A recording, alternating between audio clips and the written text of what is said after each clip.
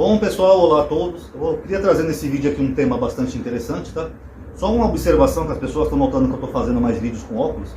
É porque na verdade eu uso óculos, tá pessoal? Geralmente eu não usava com frequência porque meu óculos é quebrado, ó. Eu preciso arrumar ou mandar fazer outro, tá? Mas realmente eu necessito de óculos, tá? Por isso que ultimamente eu tenho usado, que eu tenho enxergado melhor, tá bom? Nos Estados Unidos, pessoal, tem uma obra que surgiu chamada Moby Dick, a baleia. Acho que vocês conhecem essa história.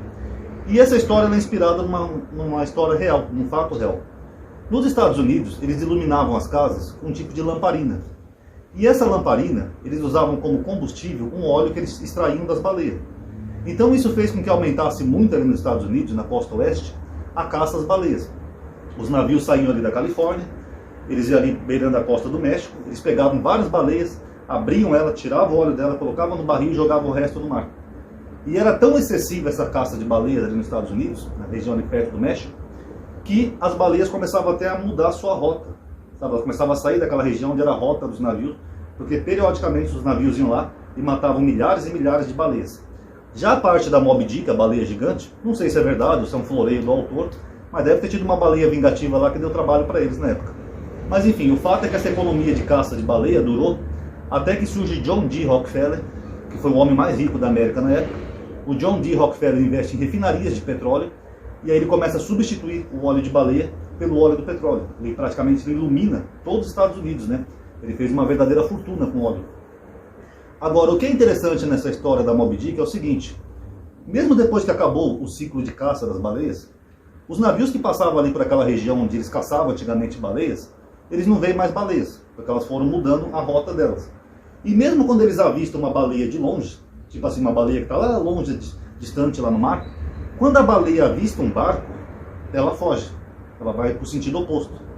E essas baleias que fazem isso não são baleias da época lá do Moby Dick, do Rockefeller, daquela época, são baleias novas, que nasceram recentemente, às vezes até filhotes.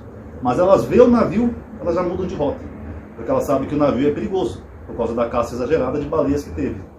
Aí fica uma pergunta interessante no ar: se a baleia é nova, é até um filhote, por exemplo, como que ela sabe que o navio é perigoso, pode colocar em risco a vida dela, se ela não viveu aquele período da caça das baleias?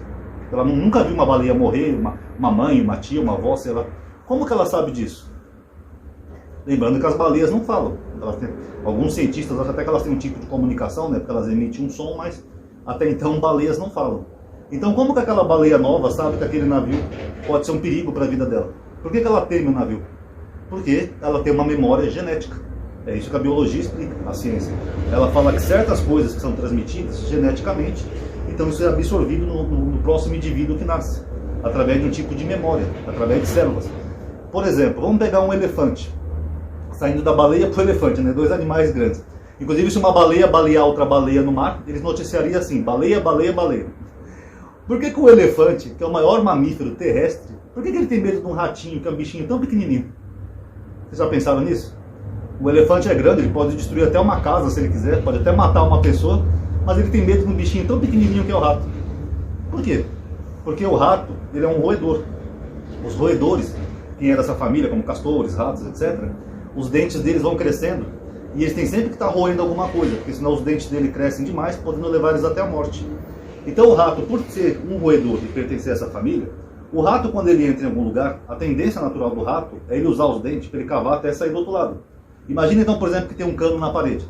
Se o rato entrar naquele cano, ele não vai querer voltar. Ele vai tentar cavar os dentes dele até ele sair do outro lado da parede. Isso é um roedor.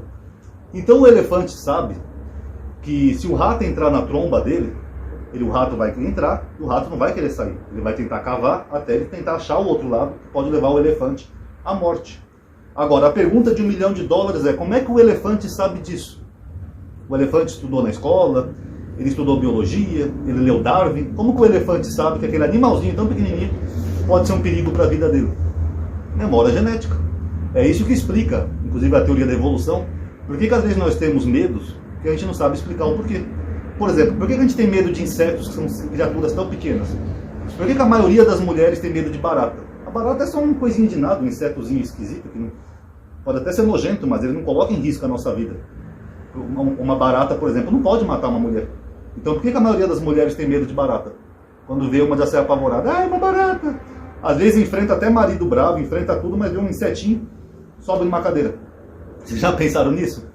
Ou por que muita gente tem medo de aranha? Inclusive é um dos medos mais comuns, né? Várias pessoas no planeta têm medo de aranha. Sendo que a aranha é um bichinho tão pequenininho assim, com as patinhas, não pode fazer nada. Por que há tanto medo de aranha? Inclusive tem até uma doença, né, chamada aracnofobia. Porque, segundo os pesquisadores e biólogos, o homem primata, quando ele estava naquela época de evolução, esses insetos eles eram extremamente mortais para o ser humano. As aranhas eram mais perigosas, provavelmente maiores, e com certeza mais venenosas. Então o ser humano via um outro ser humano morrendo porque foi atacado por uma aranha, então aquilo foi sendo transmitido geneticamente.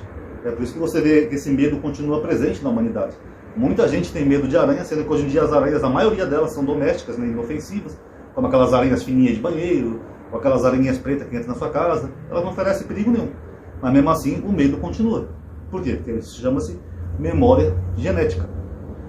Isso explica por que às vezes nós temos tanta falta de compreensão e tantos comportamentos que, se a gente for analisar racionalmente, a gente não entende. Desde comportamentos como, por exemplo, uma crença. Por que a gente tem uma crença religiosa? Será que é só pela influência dos nossos pais? Por que é tão difícil abrir mão de certas crenças? Será que é só pela influência do nosso meio, dos nossos pais? Ou será que isso também tem a ver com uma memória genética? Que os nossos antepassados já desenvolveram uma crença e isso vai sendo transmitido e mantido geneticamente. Será que é por isso? Por que as pessoas às vezes têm comportamento homofóbicos? Por que um hétero, por exemplo, ele se importa tanto com um casal gay, se não é ele que está na relação, se não é ele que está fazendo sexo? Por que se incomoda tanto? Será que é porque quando o homem era primata, era muito comum a sodomia, e isso ficou geneticamente na memória do ser humano? Por isso que um ser humano hétero, quando ele vê um homossexual, ele já se apavora, ele tem a fobia, o asco. Ah, meu Deus, que é isso? Dois caras se beijando. Será que é por isso? É bem provável. Por que nós temos, por exemplo, comportamentos racistas às vezes, né? Às vezes a pessoa vê uma outra pessoa com a pele mais pigmentada e já começa a ter asco, fobia. Será que é porque quando o homem primata estava se desenvolvendo e evoluindo, o homem formava grupos e clãs para buscar alimento e sobreviver e automaticamente combater os outros grupos? Porque no homem primata era assim. O homem tinha que lutar por sobrevivência, para caçar, eles formavam clãs, grupos, e os grupos rivais brigavam, muitas vezes por comida. Por exemplo, um grupo ia lá, matava um elefante, o outro grupo ia lá, queria roubar aquele elefante que eles mataram, e assim por diante, e o pau comia. Isso tudo durante a evolução do homem. Será que é por isso que isso foi separando os grupos e automaticamente, geneticamente, foi transmitindo essa memória genética? Por isso que as pessoas às vezes têm certos preconceitos que não sabem nem porquê? Faz sentido. Então todos esses comportamentos, eles podem ter sido transmitidos geneticamente. Porque a mesma coisa que a gente vê no ser humano, a gente vê também em animais. Por exemplo, tinha no History Channel um documentário muito interessante, que era chamado A Guerra dos Suricatos. Eu não sei se vocês conhecem. Que era um bichinho suricate, aquele bichinho lá do Timão e Pumba, do Rei Leão. É um bichinho que ele parece um lagartinho, assim, ele parece um gatinho de pé, assim, ele fica assim, ó, toda hora, é o suricate. E mesmo sendo da mesma espécie suricates, esses animaizinhos eles se dividiram em grupos, sabe-se lá por quê, e eles brigam.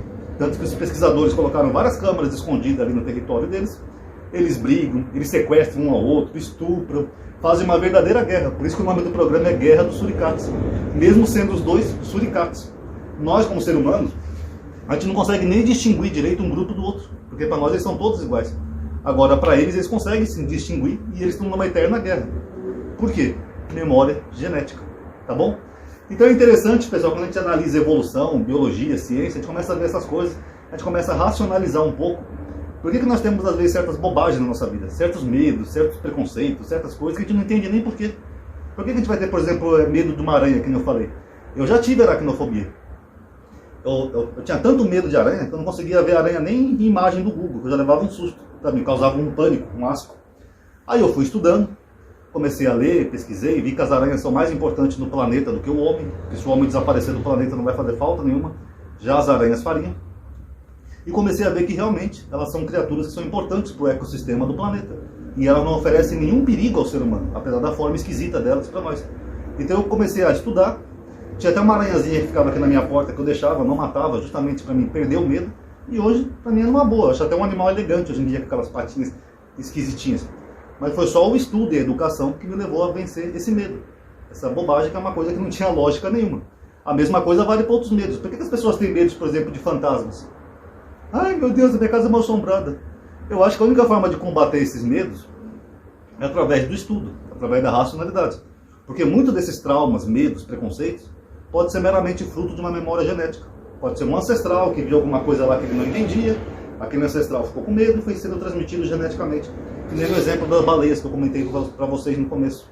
Alguma coisa pode ter acontecido lá no passado e geneticamente esse medo foi sendo transmitido justamente para a sobrevivência da espécie até chegar na espécie moderna que nós estamos hoje. Tá bom? Então basicamente isso, memória genética. Tá bom? Se gostou do vídeo, dá um like aí, vai ajudar a aumentar o engajamento, ativa o sininho. Vocês conhecem o lenga-lenga do YouTube e tudo, né?